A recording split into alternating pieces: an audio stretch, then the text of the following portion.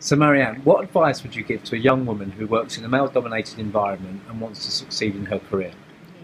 I think it's not a question of being young or not so young. It's about how, as a woman, can you overall be successful in a male-dominated environment. And for me, it would be good. It will actually boil down to one thing or two.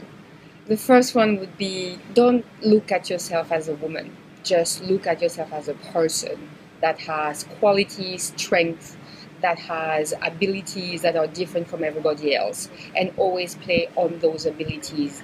Be very clear about who you are and be very clear about what you can bring as a person to the business equation.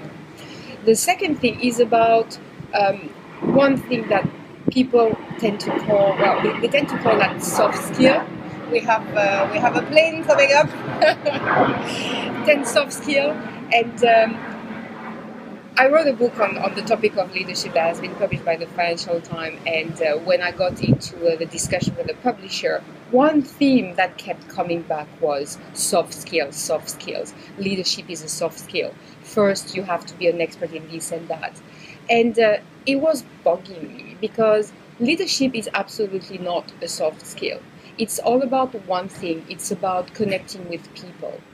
And this is the number one priority, especially today in the business world. It's all about connecting with people. So don't see yourself as a woman and spend time connecting with people to get business results done and connecting at the personal level.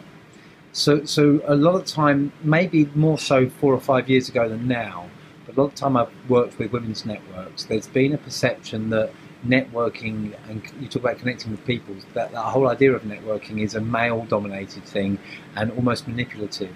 How would you respond to that? And now we have the door.